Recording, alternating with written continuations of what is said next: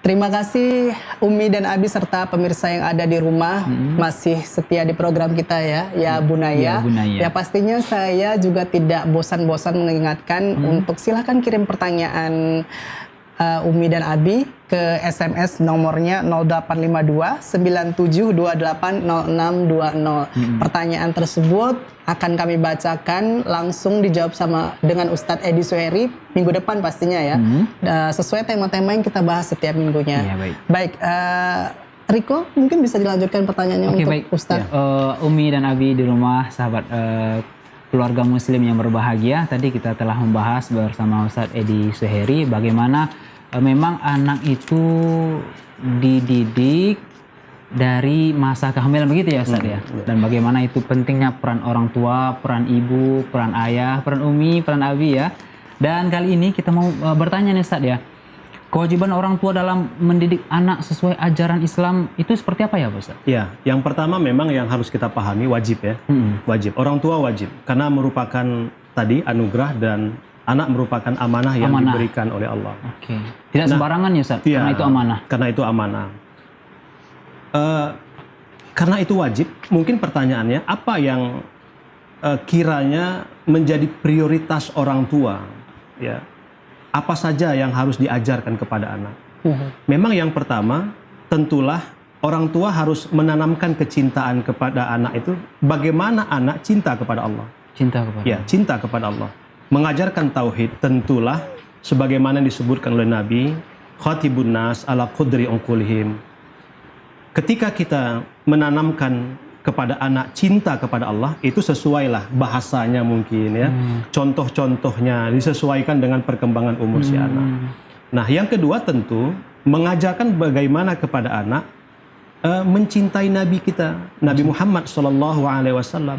Kenapa? Karena kita melihat ini penting. Pentingnya apa? Supaya anak itu tidak mengambil idola selain dari Nabi Muhammad sallallahu alaihi wasallam. Apalagi kalau kita pahami dalam Al-Qur'an kan Nabi Muhammad ini uswatun hasanah.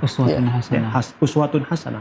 Ya, untuk semua manusia.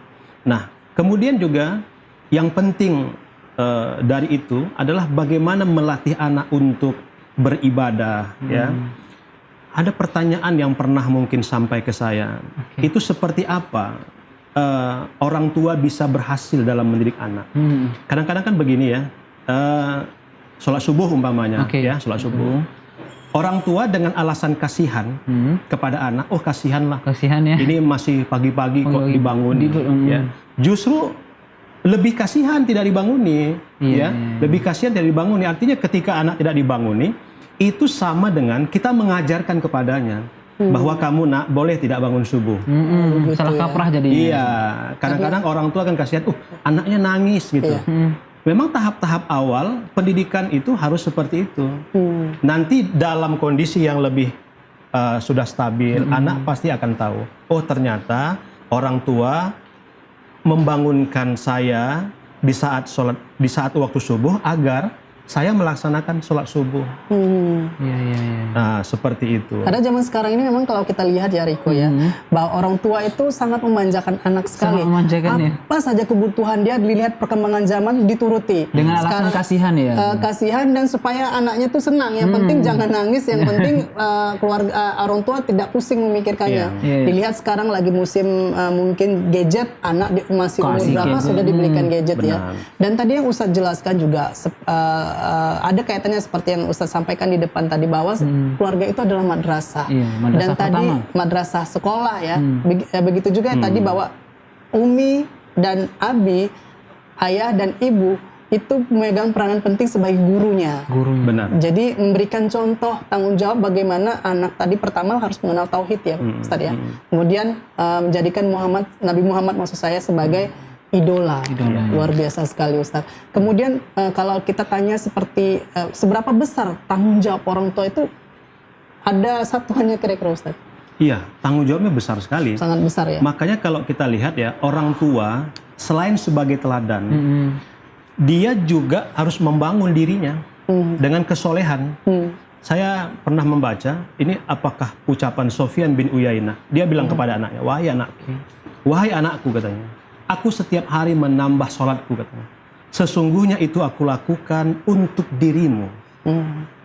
Ini apa artinya? Bahwa kesolehan orang tua, kebaikan yang dilakukan, yang dibuat oleh orang tua, amal-amal soleh yang dikerjakan oleh orang tua, ini tidak lain, bukan semata untuk dirinya, tetapi juga untuk anaknya.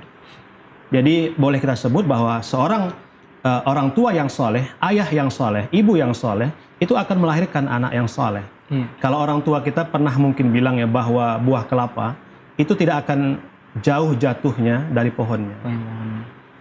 Baik, luar biasa sekali ya Riko ya, bahwa kesimpulan dari program episode kita kali ini bagaimana mendidik anak dan mengetahui anak itu adalah sebagai anugerah atau ya, fitrah ya, yang luar biasa sekali dari Allah. Dan sayang sekali waktu kita yang singkat ini, mungkin Riko tadi juga masih ada pertanyaan yang disampaikan Ustadz. Banyak sekali pertanyaan. Masih banyak, cuma namun waktu juga yang akhirnya membatasi program kita kali ini ya. Baik. Kami ingatkan kembali kepada Umi dan Abi untuk pertanyaan-pertanyaannya yang penasaran dengan permasalahan-permasalahan seputar ya parenting di program Ya Bunaya ini. Kami ingatkan kembali, kami nantikan pertanyaan-pertanyaan Anda di nomor 0852 9780. Maaf, saya ulang, 0852 9728 0620. Kirim SMS pertanyaan-pertanyaan, kemudian bisa juga di komentar di Facebook kita Facebook di salantv.id. Ya, dan pemirsa, akhirnya Umi Abi, kita kali ini undur diri. Undur diri. Ada Riko dan saya Abrar beserta Ustadz Edi Suiring. Terima kasih Ustadz sudah berhadir di sini. Iya. Namun sebelum kita benar-benar tutup programnya Budaya episode kali ini, kami masih akan menghadirkan satu tayangan mengenai tips apa Riko? Mengenai tips-tips agar anak tidak kecanduan bermain internet ya. Karena kita lihat sekarang ya Ustadz ya, anak dengan internet itu sangat dekat sekali. Jadi bahaya sekali ya kalau tidak ada cara mengendalikannya. Bagaimana memfilternya? Memfilternya. Nah, ini tayangannya nanti akan pemirsa saksikan, dan akhirnya kami undur diri. Seluruh kru dan kerabat kerja yang bertugas pamit undur diri. Sampai jumpa di program Ya Bunaya episode mendatang. Assalamualaikum warahmatullahi wabarakatuh.